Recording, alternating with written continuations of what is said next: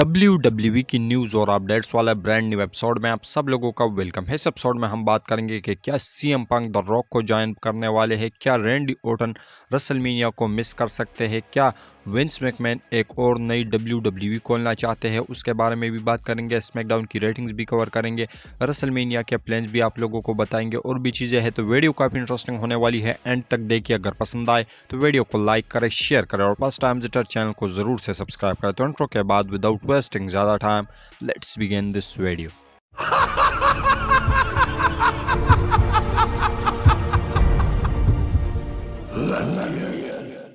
तो सबसे पहले स्टार्ट करते हैं स्मैकडाउन की रेटिंग्स के साथ में। तो इस हफ्ते की जो स्मैकडाउन थी वहां पर रॉक भी आए थे, तो इसके बावजूद भी क्या रेटिंग्स 2 मिलियन को टच कर पाई है। तो आप लोगों को बताता चलूँ कि इससे पहले वाली जो स्मैकडाउन की रेटिंग्स थी वो आई थिंक थी 1.507 मिलियन व्यूज़, लेकिन इस हफ्ते की अगर हम बात करें तो इस हफ्ते की जो रेटिंग्स थी वो थी 1.736 मिलियन व्यूज़, जो कि काफ़ी ज़्यादा कंसर्निंग है, लेकिन फिर भी ये काफ़ी ज़्यादा कमाल धमाल रेटिंग्स है। तो आप लोग इसके बारे में क्या कहोगे। इसके साथ हम बात करते हैं अपनी नेक्स्ट अपडेट के बारे में, जो कि जुड़ा हुआ है द रॉक से। तो द रॉक के बारे में आप लोगों को बताता चलूँ कि क्या रॉक के आने से WWE जो टैलेंट्स थे वो नाखुश थे। तो इसके बारे में आप लोगों को बताता चलूँ कि रिसेंट का जो स्मैकडाउन हुआ था तो वहाँ पर WWE ने काफ़ी ज़्यादा चीज़ें ऑफिशियल की थी, लेकिन बाद में उस चीज़ को कैंसिल किया। वो हमें बताया कि रॉक की वजह से ही इस सारी चीज़ों को कैंसिल किया, लेकिन कुछ ऐसे सेगमेंट थे जो कि WWE ने ऑलरेडी प्लान करके रखे थे बैक स्टेज में, कुछ टेलीवाइज सेगमेंट।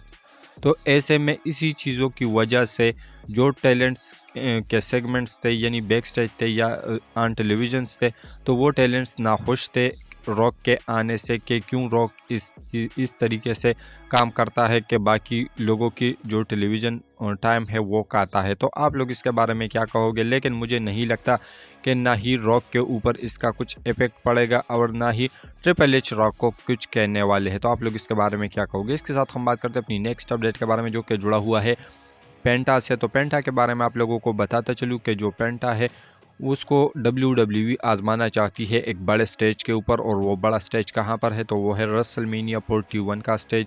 तो यहाँ पर ऐसा बताया जा रहा है कि पेंटा के लिए WWE में से प्लान लेकर चल रही है और वहाँ पर आप लोगों को पेंटा का मैच देखने को मिलेगा। और ऐसी भी अपडेट्स आ रही है कि इसी साल जो रेसलमेनिया होने वाली है इसके अंदर आप लोगों को 14-15 मैचेस आप लोगों को देखने को मिल सकते हैं दोनों नाइट्स के लिए। तो आप लोग इसके बारे में क्या कहोगे। इसके साथ हम बात करते हैं अपनी नेक्स्ट अपडेट के बारे में, जो कि जुड़ा हुआ है जेट कारगिल से।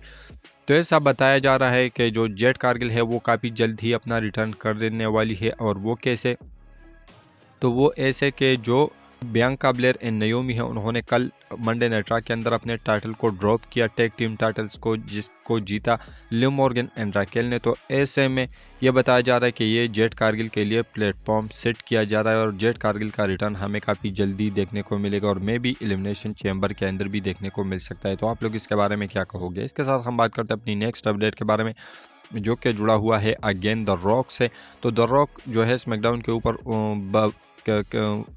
स्मैकडाउन के बाद बहुत सारी चीज़ों को रिवील करता है और कहता है कि भाई मैं जो हूँ मैं स्मैकडाउन के ऊपर आया था, फाइनल बॉस सिर्फ एक कैरेक्टर है और बहुत सारी चीज़ें ऐसी है कि आप लोगों को चैम्बर के अंदर पता चल जाएगी और वहाँ पर कुछ डिसरप्टिव चीज़ें आप लोगों को देखने को मिल सकती है, कुछ तबाही वाली चीज़ें आप लोगों को देखने को मिलने वाली है। और यह भी बताया जा रहा है कि जो रॉक ने अनाउंसमेंट की रेसलमेनिया 42 की, तो ये सिर्फ अनाउंसमेंट नहीं बल्कि ये एक कुल्ला टीज है कि रॉक जो है वो रेसलमेनिया 42 के अंदर compete करने वाले हैं। मे भी इसी साल आप लोगों को रॉक compete करते हुए ना दिखाई दे, लेकिन अगले साल बिल्कुल कंफर्म कर दिया रॉक ने खुद से ये टीज करके। ये अपडेट्स का मानना है कि वहाँ पर हमें नाइट 2 के मेन इवेंट के अंदर रॉक वर्सेस रोमन रेंस का मैच देखने को मिलेगा रेसलमेनिया 42 के अंदर। तो आप लोग इसके बारे में क्या कहोगे। और ना ही मैं अब इस जो अपडेट्स है उस पर बिलीव करूंगा, क्योंकि रॉक का जो मैच है वो तकरीबन रेसलमेनिया 37 से पेंडिंग में है और अभी तक नहीं हुआ। रेसलमेनिया 35 में WWE का कराने का प्लान था, फिर 36 के अंदर तो कोरोना आ गया। उसके बाद बहुत सारी चीज़ें ऐसी हुई कि रॉक का मैच अभी स्टिल पेंडिंग में है रोमन रेंस के साथ। और उन्होंने कहा है कि मैं अगर मेन इवेंट करूंगा रेसलमेनिया को तो वो अपने कज़न के साथ ही करूंगा। तो यही कुछ कहना है रॉक का। तो आप लोग इसके बारे में क्या कहोगे। इसके साथ हम बात करते हैं अपनी नेक्स्ट अपडेट के बारे में, जो कि जुड़ा हुआ है सेमी ज़ेन से। तो सेमी ज़ेन के बारे में आप लोगों को बताता चलूँ कि जो सेमीजन है वो रिसेंट टाइम में एक इंटरव्यू के अंदर आए थे, जहां पर काफ़ी सारी चीज़ों के बारे में उन्होंने बात की। और जब उससे कॉन्ट्रैक्ट के बारे में सवाल पूछा गया कि आपका कॉन्ट्रैक्ट कब ख़त्म होने वाला है, कितना कॉन्ट्रैक्ट है, क्या क्या सिचुएशन है आपके कॉन्ट्रैक्ट के बारे में, तो उन्होंने एक कहा कि मैं इन सारी चीज़ों को प्राइवेट ही रखता हूं, लेकिन आप लोगों को बता दूं कि अगर आप लोगों ने अभी क्वेश्चन किया है तो आप लोगों को बताता चलूँ कि मैं WWE के अंदर बहुत लंबे अरसे से हूं और लंबे अरसे तक रहने वाला हूं। और मैं भी ये भी सेमी ज़ेन ने हिंट किया कि मैं जो WWE है उसी के अंदर ही रिटायरमेंट होता हुआ आप लोगों को देखने को मिल सकता हूं। तो यही कुछ सेमी ज़ेन का कहना है कि आने वाले टाइम में भी आप लोगों को सेमी ज़ेन WWE के अंदर देखने को मिलेंगे। और उन्होंने ये भी कहा कि मुझे अभी और भी बहुत कुछ करना बाकी है, तो वो स्टिल WWE के साथ रहेंगे। तो आप लोग इसके बारे में क्या कहोगे? इसके साथ हम बात करते हैं अपनी नेक्स्ट अपडेट के बारे में, जो कि जुड़ा हुआ है रैंडी ऑर्टन से। तो रैंडी ऑर्टन को जो एक पैकेज फाइल ड्राइवर लगाया था केविन ओवेंस ने, तो अब तक वो गायब है, WWE टेलीविज़न के ऊपर नहीं आ रहे। लेकिन ऐसा बताया जा रहा है कि या तो WWE के पास प्लान नहीं है रैंडी ऑर्टन के लिए। अगर ऐसा नहीं है तो मे भी ऐसा भी हो सकता है कि वो जो केविन ओवेंस और सेमी ज़ेन का मैच है उसी के अंदर आकर अटैक करे केविन ओवेंस के ऊपर। ऐसे में ये मैच हमें देखने को मिले रेसलमेनिया 41 के अंदर। लेकिन अपडेट्स का ऐसा मानना है कि अगर इस मैच के अंदर रैंडी ऑर्टन नहीं आए तो देन रेसलमेनिया के जो प्लान्स है वो ट्रैश हो सकते हैं रैंडी ऑर्टन के। और रैंडी ऑर्टन जैसा बड़ा सुपरस्टार आप लोगों को रेसलमेनिया 41 के अंदर देखने को नहीं मिलेगा। तो यही कुछ कहना है अपडेट्स का। तो आप लोग इसके बारे में क्या कहोगे? इसके साथ हम बात करते हैं अपनी नेक्स्ट अपडेट के बारे में, जो कि जुड़ा हुआ है विंस मैकमैन से।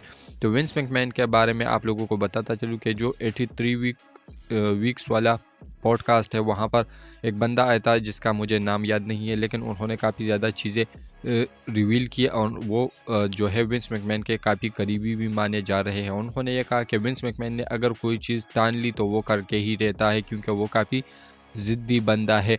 तो ऐसे में उन्होंने ये कहा कि जो विंस मैकमैन है उन्होंने बंच ऑफ जो WWE के पुराने एग्जीक्यूटिव्स है उसके साथ बात की है, उसको हायर किया है। साथ ही में जो WWE के कैमरामैन से जो कि ऑलरेडी उन्होंने WWE के अंदर मैचेस शूट किए हैं, फिल्म किए हैं, तो उनको भी जो है बुलाया हुआ है। और साथ ही में और भी बहुत सारे ऐसे पुराने लोग हैं जिसको विंस मैकमैन जिसके कांटेक्ट करने की कोशिश कर रहा है। तो इससे बहुत सारे फैंस यही मान रहे हैं कि आप लोगों को विंस मैकमैन जो है, और ये भी बताया जा रहा है कि उन्होंने टेलीविज़न नेटवर्क्स है उसके साथ भी बात की है, और ऐसा भी बताया जा रहा है कि फॉक्स नेटवर्क वालों के साथ भी उसकी बातचीत हो चुकी है।